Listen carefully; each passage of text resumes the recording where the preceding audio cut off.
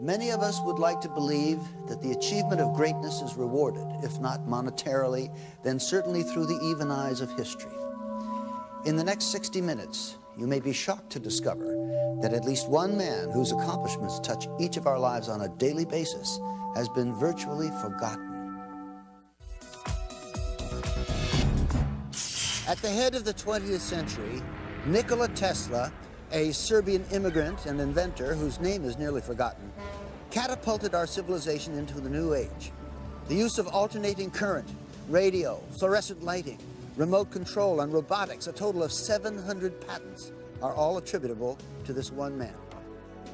On Thursday, January the 7th, 1943, at approximately 10:30 p.m., with the world engulfed in a struggle against the dark forces of the Nazi war machine, Nikola Tesla breathes his last, dying alone in a small room at the Hotel New Yorker.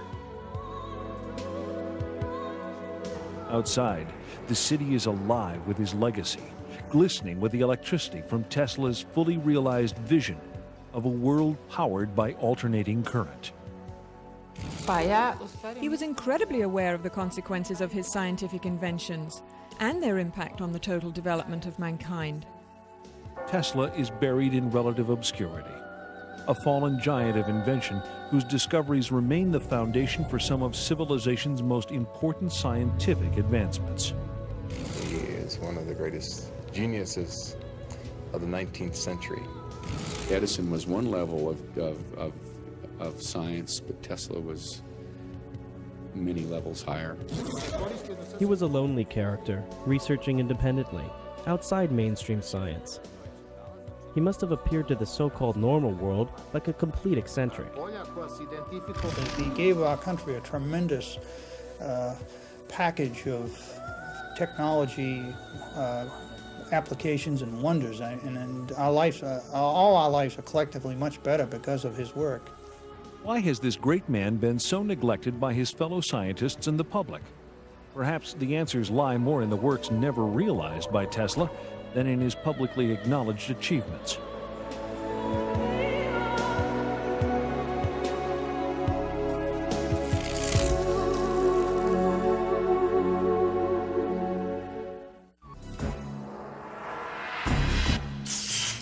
Legend has it that Nikola Tesla was born at the stroke of midnight in 1856 in the midst of a dazzling electrical storm. As a young man, his greatest aspiration was to harness the power of Niagara Falls. He achieved that dream, and in so doing, popularized alternating current. Now, already a half-century after his death, a mystery surrounds Tesla. His contributions, which were great and many, have descended into obscurity. Why? Nikola Tesla was a humanitarian, a U.S. patriot, and yes, an unbridled genius. Though he has most often been personified as the quintessential mad scientist, perhaps his only real misdeed was being born ahead of his time. Tesla, a Serb, grew up in a small village in Croatia, the son of a strict clergyman and a brilliant, inventive mother. With a photographic memory and the ability to learn 6 languages by the age of 18, Tesla soon assumes his path in life as a gifted inventor. He has an uncanny ability to visualize his inventions, to assemble, test, and disassemble them to exacting dimensions, all in his mind, either while awake or in his dreams. From the time he was an early child, Tesla had the capability to visualize something so intensely and so vividly that he simply couldn't tell the difference between that and a real object.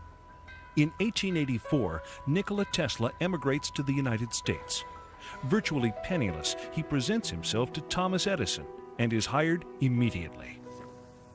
Okay, Tesla, consider yourself introduced. But when Tesla describes to Edison his intricate plans for alternating current and a polyphase motor system far more efficient than Edison's direct current system, Edison recognizes Tesla as a potentially dangerous competitor.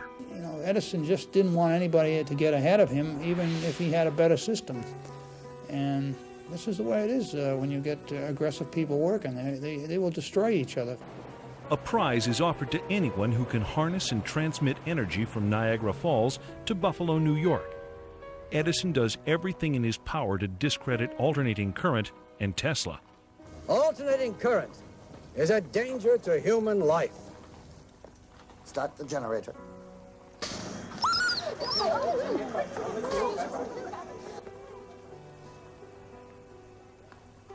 You have just seen alternating current in action. Despite Edison's opposition, Tesla's AC polyphase system is adopted. And in May of 1888, George Westinghouse hears about this remarkable inventor and buys the alternating current patents. By 1897, both Tesla and alternating current become a household name throughout the world. He realized completely what would happen with the implementation of alternating current and electrification of the whole planet. That it would bring tremendous change in human life, in information in general, even in the mental state of human beings.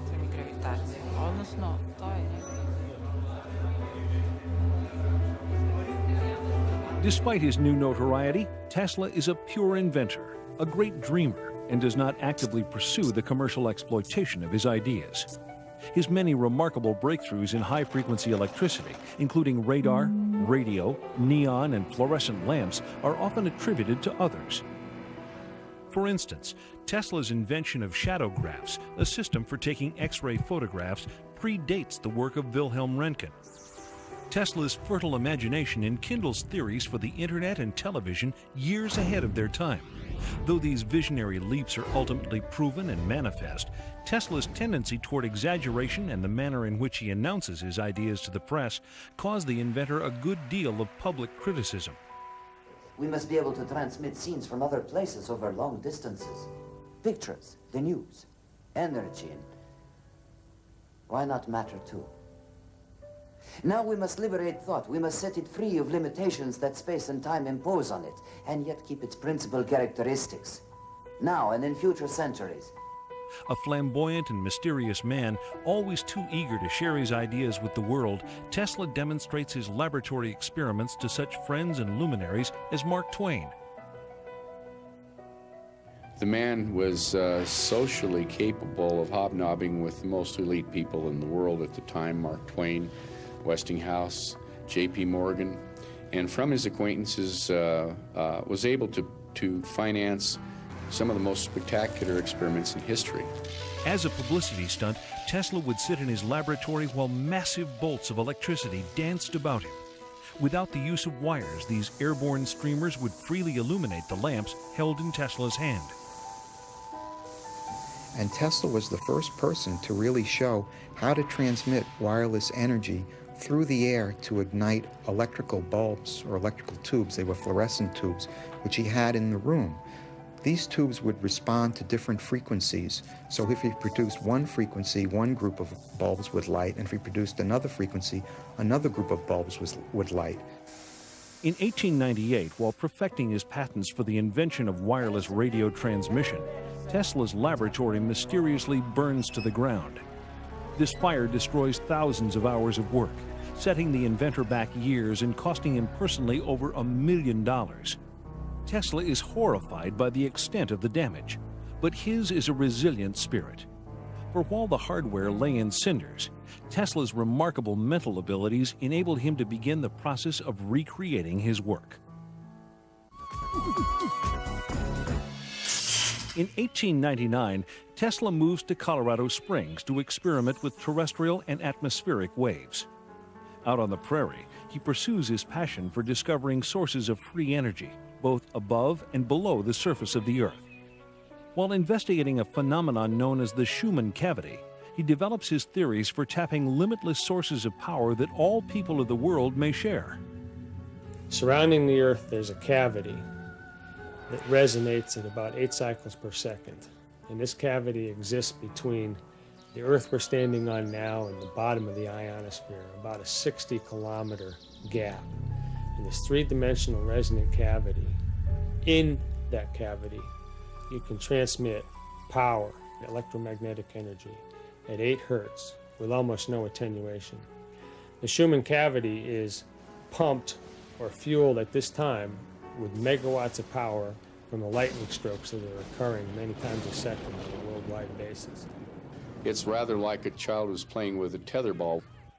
Tesla was so creative, he envisioned using his power transmitter to spank the ball, put a great big ball of electricity, if by analogy, a pulse of electricity, in the ionosphere, and it would very weakly distribute itself all the way around the world. And when it came around the other side, just at the right moment, he would spank it again with another pulse of electricity, and he'd keep doing this until the accumulated energy was so great that it would be a resource to be pulled back out of the sky by a proper antenna.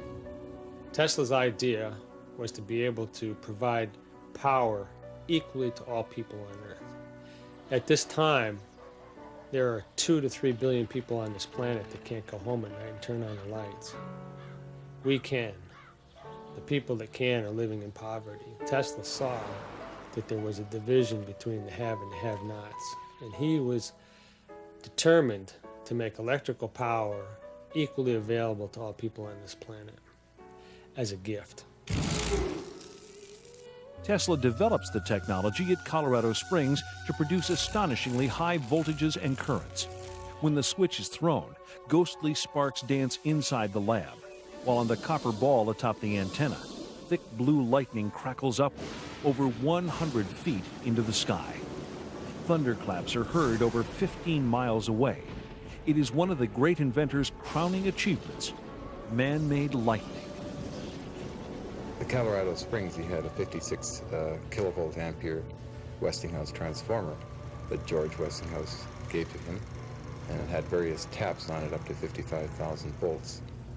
And through the amplification of this transformer into his magnifying transmitter, he's able to actually blowing up the Colorado Springs, some of the generators in the Colorado Springs plant at a distance of about 25 miles away. Originally, it was thought that he generated or used so much power from the utility company that it burned out a couple of their generators. Since then, there's been some conjecture that actually he was picking up more energy from the surrounding air at that high altitude, and it was feeding back into the generator, and you cannot feed electrical energy back into a generator, and that's what blew him out. And they wouldn't sell him any more power until he and his assistant went down and repaired the generators. Tesla determines that waves of energy in the Earth can be used to transmit power to any point on the globe. In laboratory tests, he successfully demonstrates the illumination of wireless lamps many miles from the laboratory. But his experiments also produce more ominous possibilities. Alpha waves in the human brain are between 6 and 8 hertz. The wave frequency of the Schumann cavity resonates between 6 and 8 hertz. All biological systems operate in the same frequency range. The human brain's alpha waves function in this range, and the electrical resonance of the Earth is between 6 and 8 hertz. Thus, our entire biological system, the brain and the Earth itself, work on the same frequencies. If we can control that resonant system electronically, we could directly control the entire mental system of humankind. Tesla, aware of the awesome power this aspect of his discovery might unleash, decides to keep it under wraps. With the success of the Colorado experiments, Tesla moves back to New York City. After courting several financial backers, he is introduced to J.P. Morgan, the infamous banker and international financier. Morgan is convinced by Tesla's promise that he can, quote, build a world broadcasting system that will earn millions. Inspired by the earlier works of genius attributed to Tesla, the business-savvy Morgan invests $150,000. Though he must concede 51% ownership in his radio patents to the fabulously wealthy industrialist, Tesla nevertheless proceeds with his construction of the legendary Wardenclyffe Tower in 1900. Wardenclyffe laboratories were built by Tesla to try to prove his dream, his radio transmission of power. First it started off, he told his backers it would be just voice communication, but his real dream was power. Soon thereafter, with Wardenclyffe in the midst of construction, Tesla receives a report that Guglielmo Marconi has successfully completed a trans-ocean radio transmission. Morgan threatens to pull out. Rather than admit defeat, Tesla expands on his original idea for Wardenclyffe, transforming it into the pilot project for his long-envisioned global power and communications system. Tesla promises Morgan that he can erect a system of towers that will pull down energy from the ionosphere, making it possible to transmit electricity throughout the world without wires. In short, free energy for everyone. Tesla was called a nut because Tesla also said that he could generate without any fuel, without any solar energy, without any wind power. He could generate electrical power, and he did do that. And that was something that the fuel companies didn't want to have happen. He was also able to broadcast electrical power through the air without any wires. And that project was stopped by J.P. Morgan when the commercial consequences became obvious. Seeing no way to make a profit from Tesla's free energy device and convinced Marconi would monopolize radio, Morgan backs off. Ironically, over 40 years later, the Supreme Court of the United States determines that Marconi copied his radio technology from patents already held by Tesla, and that it was Tesla who actually discovered wireless transmission. Some believe that the Wardenclyffe fiasco was about more than just money. They say Tesla himself scuttled the plant out of fear that in the wrong hands, the potential power generated by Wardenclyffe could bring lasting harm to the people and the planet. Although Morgan didn't finance the Wardenclyffe Tower at the end, it seems to me the project was not stopped because of money. Tesla stopped it when he realized his ideas might be co-opted and implemented solely for military purposes. That's probably the wisest decision a scientist can make. And Tesla reveals for the first time in an article published in the New York Times that Wardenclyffe could also be used as a weapon to take down airplanes. He managed to stop the catastrophe that would be attributed to him, because being able to free and target down 2 billion volts from the ionosphere is sufficient to burn any city on the planet. The effect is stronger than the atomic bomb. Did Tesla discover the ultimate means of destruction? The answer is still unresolved. By 1915, it is rumored that Tesla and Thomas Edison are each to receive the Nobel Prize, but these reports prove false. 2 years later, Tesla is awarded the Edison Medal by the American Institute of Electrical Engineers. But any credibility this might afford him is undone by Tesla's extravagant boasts that Wardenclyffe can be used to modify the weather.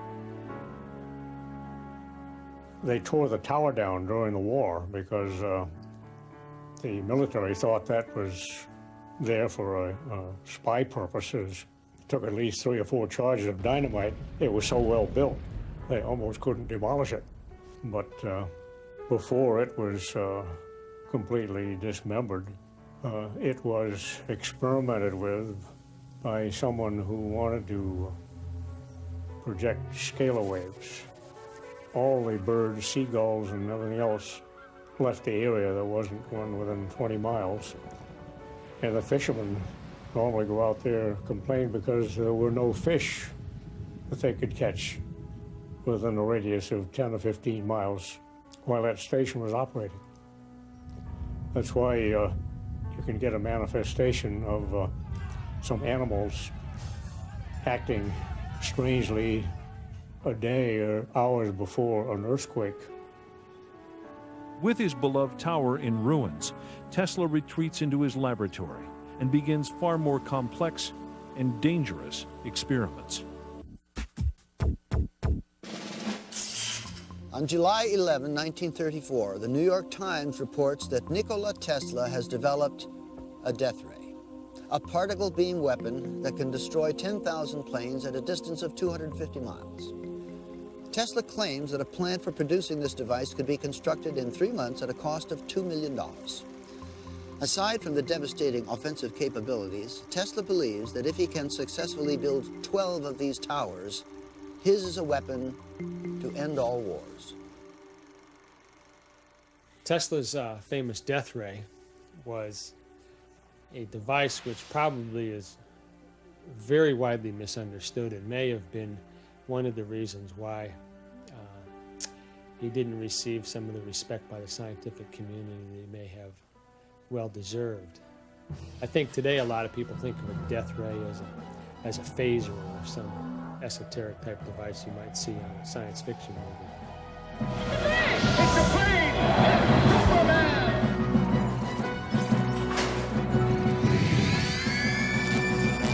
Tesla's claims terrify the public, but fascinate Hollywood.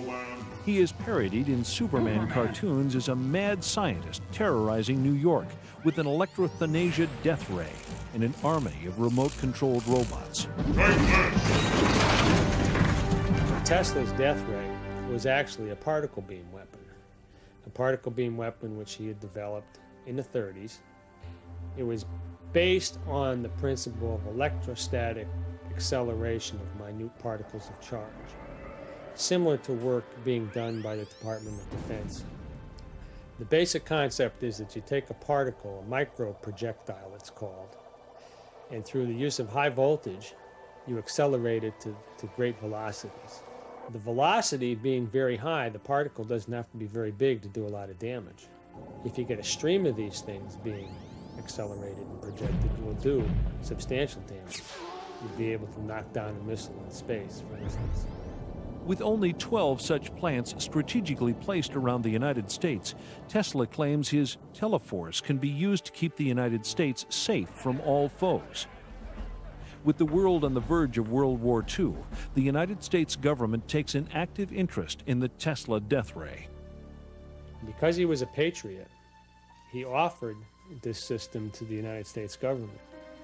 The United States government developed and worked and engineered this particle beam weapon beginning in the 40s. We don't know what the extent of the research was or where it went from there, but we do have declassified documents released under the Freedom of Information Act that demonstrate the U.S. government's extreme interest in Tesla's particle beam weapon. The New York Times states that Tesla's death ray, which can send concentrated beams of particles through the air and cause armies of millions to drop in their tracks, is the most important of Tesla's inventions. But in an unprecedented decision, Tesla makes the exploitation of his invention by any single government impossible. He distributes the plans in proprietary segments, like the pieces of a jigsaw puzzle. He gave it to the English, Canadian, American, and Russian governments so that they had to sit down together, to collaborate if they wanted to realize the whole invention. He realized that people are not conscious enough to handle this information. That's why Tesla put these governments into mutual dependability. There's some evidence that Tesla had given the plans to the Russians who were on our side at that time. In the 1970s, Aviation Week showed an article on the Russian particle beam weapon, and Tesla's particle beam weapon didn't surface until about 10 years later when Andrija Puharich brought it out, and the schematics exactly matched the Russian particle beam weapon. Head of U.S. Air Force Intelligence, Major General George Keegan, describes the Soviet system. And what comes out of the end of this little magnetic tube are pulsed proton beams, 100 billion electron volts, each at energy levels at 10 to the 10 joules. That's just simply more energy than any man has ever conceived of in the United States. And then you have to bend that beam, and you have to burn it through the atmosphere, and you have to find an object to aim it at. Nikola Tesla sent a proposal to Russian scientists and engineers on May 16, 1935, concerning high voltage and the acceleration of charged particles. He received a list of follow-up questions from them in November of that year. Military scholars contend that the Soviets achieved a 100% Star Wars defense by 1968. We had learned through very sensitive sources that the Soviets in 1977 would test in space the most powerful laser in history, 10 times more powerful than any laser we have under development in the U.S. Finally, when I became Chief of Air Force Intelligence, my first act of office was to put out an order stating that this device and this development would be the #1 priority in Air Force Intelligence. So we set up a meeting with 40 or 50 of the top nuclear scientists in the free world, from Edward Teller on down. And these scientists, for 6 years, under a $60 million secret project called Project Seesaw, had been trying to develop an electron beam to shoot down ICBMs, and they'd failed. And now, both in the White House and in the Department of Defense, there is an embarrassed silence as the technicians and scientists on both staffs, now having examined the massive body of research we did in the Air Force, suddenly realize that they may have misinformed the American public. Was President Ronald Reagan merely attempting to catch up with the Soviets in his development of the Strategic Defense Initiative? All we can do is make sure that technology becomes the ally and protector of peace, that we build better shields rather than sharper and more deadly swords. In so doing, maybe we can help to bring an end to the brutal legacy of modern warfare. As a result of America's delays in weaponry development, Tesla's discoveries are only now, nearly 100 years later, being adapted for both offensive and defensive purposes. The latest development? Space-based particle beam satellites. The paper which showed the technology to make the anti-war machine was eventually published in the proceedings of the International Tesla Society. So it's in the public domain now, how to do it. And what is uncanny is that when one knows today's Star Wars program and the beam weaponry that has been selected, it is almost identical to what was proposed by Tesla. At the time that I came across the documents, I took it to experts in the aerospace field and asked them to look at his technique for generating high voltages. At the time, the aerospace firm I was working with was working on particle beam technology, and they had a study group that was working on proposals to give to the government on directed energy weapons. I gave that proposal to the Advanced Projects Research Team and asked them to consider it. The only word that I ever got back from them was that they said it was interesting, and they would say no more. Tesla certainly spoke of a very large series of very powerful weapons. I think that's a reasonable thing, and let's approach it this way. Certainly I'm on record as saying the weapons exist and that several nations have weaponized them. We know that the Russians very early on were interested in things like free energy right out of the vacuum, and they were interested in weapons. What became of Tesla's weapon? It's never been heard from since. It may be something that's in a closet somewhere. It may be something that's used. It may be in orbit. We don't know. There is no question today that the Soviet Union has these weapons. And if what I put together is correct, and I'm absolutely convinced it is, 3 other nations of the world also developed those weapons and resoundingly checked the Soviet Union. The other 3 are friendly to the United States, not hostile. And I think that played one great part in the fall of the Soviet Empire. 3 other nations today are indeed working on what I call the Tesla weapons, or really scalar electromagnetic weapons. And these nations are not really friendly to the U.S. at all. So it's a much more dangerous world that has emerged. In an article published November 3rd, 1998, Bill Gertz of the Washington Times writes, "The Chinese Army is building laser weapons and already possesses particle beam weapons capable of damaging sensors on space-based reconnaissance and intelligence systems. If the People's Liberation Army has beam weapons, what about the U.S. military?" Under promise of anonymity, this Navy SEAL spoke about current capabilities. We do have particle beam weapons. I've used them. We did underwater tests off the coast of California. The capabilities are awesome. You can knock down a satellite, a ship, a plane, anything. In the global race for new technology, it appears that Tesla's death beam is not the only secret invention that supposedly disappears when he dies. On July 4th, 1976, the celebration of America's bicentennial, a strange new signal is monitored on ham radio frequencies. This high-pitched chattering is dubbed the woodpecker signal by the Central Intelligence Agency. They have no idea what it is, but they are able to triangulate its source to a Soviet transmitter in Latvia. The Soviets had experimented with creating artificial aurora Not sure what their objective was, but I think it was probably designed to prove that you could project very low frequency energy over the horizon, over great distances, and cause certain effects. You can induce virtually any effect that a chemical can cause in a living system with an external, primarily extremely low frequency magnetic field. My personal feeling is that primarily I think it was designed to communicate with their submarines. On July 13, 1977, at 9:19 p.m., the woodpecker signal abruptly stops. A strange corona forms around Edison Electric power generators servicing New York City, and the entire city is suddenly plunged into darkness, creating chaos and confusion. The blackout is similar in its effects to Tesla's Colorado Springs experiment that overloads and sets ablaze the local electrical power plant. Things started to brown out. We started seeing very strange things happen to New Yorkers who went berserk.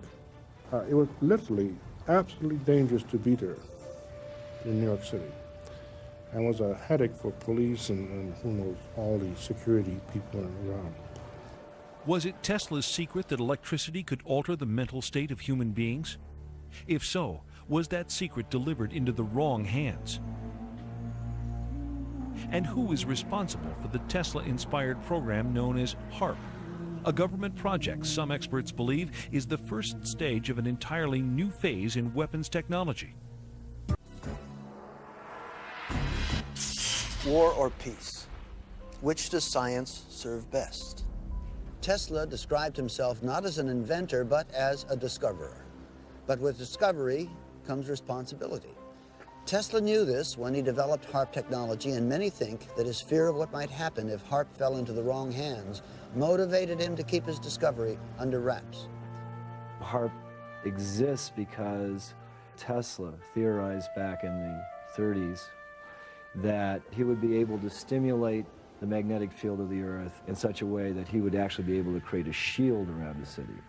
HARP is basically a design experiment in terms of atmospheric physics where a large array of antennas, it's not just one antenna, it's a very large array, it covers several acres, are broadcasting into the ionosphere of the planet a very, very complex series of waveforms. And these waveforms are designed to specifically couple in with the ionosphere, which is a resonant cavity. This concept involves heating up the ionosphere in a manner similar to a giant microwave oven. That a small input, like a pulse of a certain number of watts in, can create a large output, because whether accidentally or intentionally, it's possible to tap into this sea of energy around us. It surrounds us and goes through our bodies and is everywhere throughout space. HARP's original designer conceives it as a shield for missile defense that can fry the circuitry of incoming bombs. HARP was designed for a number of applications. It really was not set up as a weapon. If you read the patents, I was thinking of ways to use it defensively. He also claims that by superheating portions of the upper atmosphere, HARP can affect global weather patterns, a concept Tesla was ridiculed for nearly a century earlier. One of the real dangers of HARP is that we concentrate with HARP in one very small area of the ionosphere. We create a lightning rod effect. We create a lightning rod that can distort the magnetosphere of the planet, which is the magnetic shield of the planet. Not only are you sending energy into the ionosphere, but you're providing a path for energy to come back down out of the ionosphere. The electrons and energy will come from all over the ionosphere to that one point, and it will strike the ground in a bolt that is 100 times greater than any lightning bolt imaginable.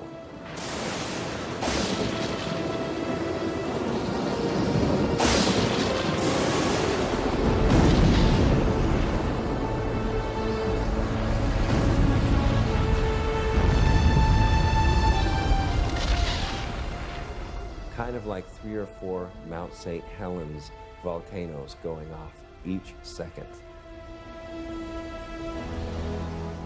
The true power of HAARP technology is not yet known, and there is no civilian monitoring agency.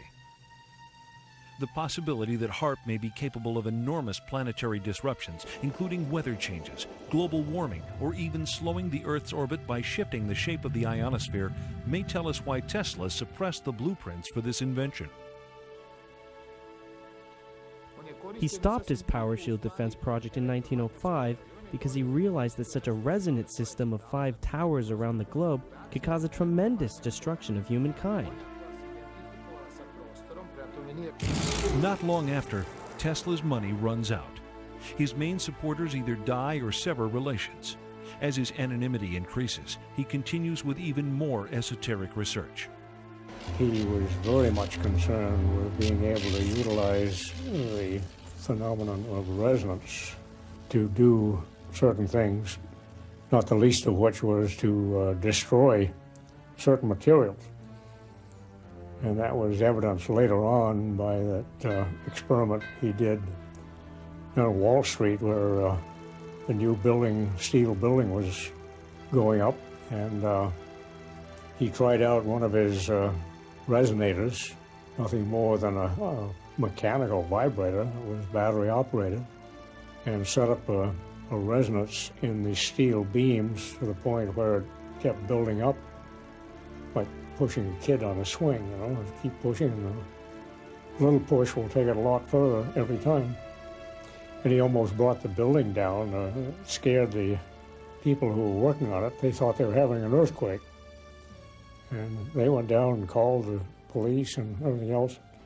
Tesla got a little bit scared and picked up his equipment, put it in his pocket, and went home. He had one other unfortunate incident, which today we would laugh at, but was very serious at the time. He picked up radio signals from space. You know, we know today, of course, that planets radiate RF noise and so forth. But when he announced this, it just caused a sensation, and all the scientists said immediately, "What a kook! You know, what a idiot!" There were rumors you went to Colorado Springs in order to contact Mars. Is that true? I never intended to. However, I recorded certain electrical impulses of unknown origin, and these were repeated at constantly timed intervals. It's possible they were a kind of signal from space. And did you in turn send them a message? Ask the Martians that question. Mr. Tesla, That's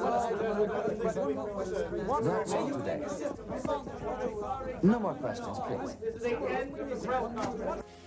They got to thinking, I'm sure, well, he's talking crazy now. He's feeding pigeons in the park, and he's got this crazy idea of transmitting signals to Mars. And Tesla is so advanced in his thinking, so sensitive and eccentric, that few of his colleagues understand his work. He is perceived as snobbish and overconfident. He was ostracized, I think, primarily because of his difference and because of his radical statements and because of his pronouncements of great systems. They didn't have the foggiest notion of what he was talking about. Nikola Tesla saw many of his inventions scrutinized, then adopted by the military. However, it becomes apparent that as a citizen of the planet, Tesla ultimately serves a much higher authority. He met Swami Vivekananda in New York City in the late 1890s. Swami Vivekananda was probably the first yogi to come to this country with Eastern philosophy and present it to the West. It was at Swami Vivekananda's lectures that Tesla picked up the Sanskrit terminology, prana, akasha, and the concepts of the ether that led him to determine, or actually led him to a point where he could describe succinctly the physics of the universe, the physics of matter creation in this dimension. In many of his letters, he wrote that if he were to choose a religion, it would be Buddhism. All his stories about his journeys in other worlds, about dreams, about machines that operated in his imagination, were manifestations similar to the experience of the shamans. It was known that his solutions came during a dream. Tesla's view of the universe, his cosmology, if I might call it that, is based on viewing life from a spiritual point of view. And it was in the science of the ancient works of the Vedas, where he found the spiritual terminology to describe what he saw manifest in the physical world. What leads Tesla to this spiritual awakening may never be known. But it is not uncommon among those forward-thinking patrons of discovery, people like Robert Oppenheimer, father of the nuclear bomb, or Albert Einstein, that in the end they recognized the singular perfection of the interconnected and life-imbuing system of our planet.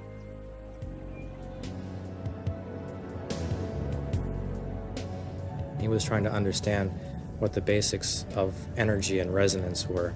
What is the nature of the energy that's in the cosmos? What's the basic essence of the energies that come through nothingness to give us something? I think those were the questions that Tesla was intrigued with. When Tesla dies at the age of 87, his legacy of over 700 important patents slip into obscurity, forgotten by nearly everyone except the U.S. government. Tesla's possessions are sequestered in a government warehouse for 10 years following his death. Official reports confirm that the collection was microfilmed during this period. When contacted, however, no government agency revealed any information regarding these microfilms. After a decade, the government officially denies the existence of any secret weapons technologies included among the Tesla papers. Rumors nevertheless persist to this day. Whatever may have befallen Tesla's undeveloped discoveries, the inventions that remain contribute daily to our science, our medicine, and our environment. Perhaps this is what Tesla ultimately envisioned. Perhaps the missing secrets of Nikola Tesla are right where they belong.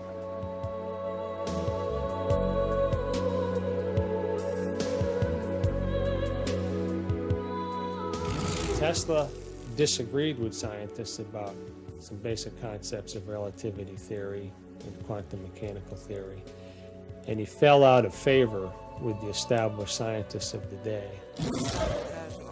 Tesla was very knowledgeable about quantum mechanics and Einstein's theory of relativity. Both were developed during his lifetime.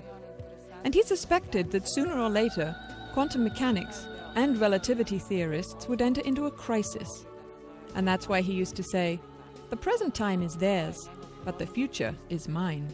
Sir Albert Einstein also said that once there's a bunch of little theories all over the world, that's a prelude to a major breakthrough in science and physics. I think that science today needs to take a new look at some of the theories of Tesla, because there is more to the universe than what we are looking at and what we are observing with our scientific instruments. We've reached a point in our conscious evolution of the species. We have the ability at our fingertips now to engineer and to manipulate space-time and gravity. We're on the threshold of a new technology. Nikola Tesla was the gatekeeper of lightning. Some of his ideas earned him a reputation as a fruitcake. Some permanently rocked the world of science. Still others changed our planet and our lives. The next time you plug in your cable TV, remember the man who made it all possible. You might also imagine a world with free, unlimited energy and a world without wires, because that's what we lost when we lost the lightning of Nikola Tesla.